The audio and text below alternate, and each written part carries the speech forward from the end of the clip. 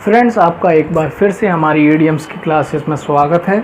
आज हम देखने जा रहे हैं दो मोस्ट इम्पोर्टेंट ईडियम्स जिसका आप अपनी डेली लाइफ में यूज़ कर सकते हैं और अपने डायलॉग और स्पीच को निखार सकते हैं। तो फ्रेंड्स, हमारे साथ बने रहिए। हम शुरू करते हैं। तो हम जो आज दो ईडियम्स डिस्कस करेंगे वो हैं, इसमें जो पहला ईडियम्स है वो है a hard nut to crack. इसे ये भी कहते हैं a tough nut to crack. इसे आप कुछ भी कह सकते हैं, a hard nut to crack या a tough nut to crack. और जो दूसरा ईडियम है वो जो हम डिस्कस करेंगे वो है the icing on the cake. The icing on the cake. तो ये दो ईडियम्स आज हम डिस्कस करने जा रहे हैं। तो फ्रेंड्स, हम शुरू करते हैं। तो पहला हम ईडियम्स देखते हैं, a hard nut to crack, जिसे हम a tough nut to crack भी कहते हैं। तो इसका जो मीनिंग होता है, its meaning is a problem that is very difficult to solve और a person who is very difficult to understand. तो इसके दो अर्थ हैं। इसका जो पहला हिंदी में अर्थ है वो हम कहते हैं लोहे के चने चबाना, मतलब बहुत ही ज़्यादा कठिन सिचुएशन। जैसा कि हम हिस्ट्री में पढ़ते हैं कि राजा जब युद्ध कर रहा था तो उसके सामने जो दूसरा राजा था वो इतना ज़्यादा सशक्त, इतना ज़्यादा पावरफुल था कि उसे लोहे के चने चबाने पड़े। वो उसे हराना बहुत मुश्किल हो गया।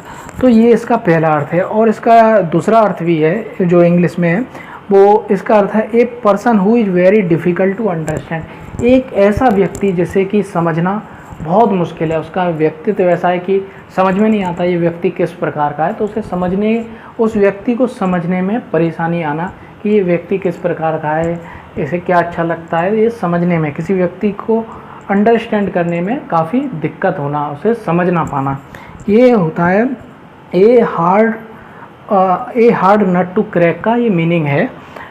तो इसके दो मीनिंग हैं जो हमने देखे। अब देखते हैं हम इसका यूज़ किस प्रकार कर सकते हैं सेंटेंस में। This algebra equation sure a hard nut to crack to me. तो ये जो अलजेब्रा के जो क्वेश्चन है, जो इक्वेशन है, वो श्योरली इतने ज़्यादा कठिन है जैसे कि लोहे के चने चबाना, मतलब बहुत ही ज़्यादा कठिन है। इन्हें सॉल्व करने के लिए तो बहुत ही ज़्यादा दिमाग मारना पड़ता है। इन सवालों को हल करने के लिए, इस अलजेब्रा के सवालों को हल करने के लिए तो हमें लोहे के चने चबाने पड़ते हैं। तो फ्रेंड्स, ये है इसका यूज़। अब हम इसका दूसरा यूज़ देखते हैं जो इसका दूसरा मीनिंग है, किसी व्यक्ति को समझने में परेशानी। कोई व्यक्ति कैसा है उसे समझने में परेशानी। My new secretary is hard nut to crack. जो मेरी नई सेक्रेटरी है वो हार्ड नट टू क्रैक है, मतलब उसे समझना मुश्किल है। इसमें आगे लिखा है I am not sure if she is unhappy here just a शाई पर्सन और शी इज़ बोर्ड। मैं ये श्योर नहीं हूँ कि वो जो सेक्रेटरी है वो अनहैप्पी है या फिर एक वो शाई पर्सन है, वो शर्मीली लड़की है, या फिर शी इज़ बोर्ड, या फिर वो यहाँ पर बोर हो रही है।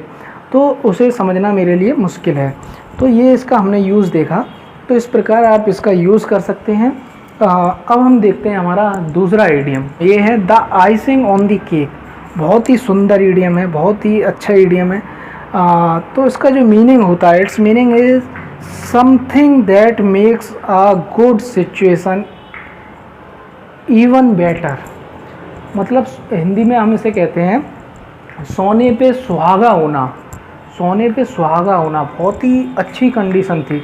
हम जन्मदिन सेलिब्रेट कर रहे थे, लेकिन हमारी तो दिल्ली वाली बुआ आ गई, चाची आ गई, तो ये तो सोने पे सुहागा हो गया। तो इस प्रकार की ये कंडीशन में हम हिंदी में यूज़ करते हैं। यही इसका मतलब है, the icing on the cake, something that makes a good situation even better. जो गुड सिचुएशन है उसको और ज़्यादा बेटर बना देना। तो यही इसका मतलब है the icing of the cake का। अब देखते हैं हम इसका यूज़ कैसे कर सकते हैं। जैसे कि मैंने एक तो एग्जांपल बता ही दिया, जैसे कि कोई व्यक्ति जन्मदिन मना रहा है और अचानक कोई ऐसा व्यक्ति आ जाता है जिसके आने की आशंका नहीं थी और उसके आने से उसे इतनी ज़्यादा खुशी मिलती है। वो कहता है आपके आने से तो बहुत ही ज़्यादा खुशी मिली हमें, तो ये तो सोने पे सुहागा हो गया।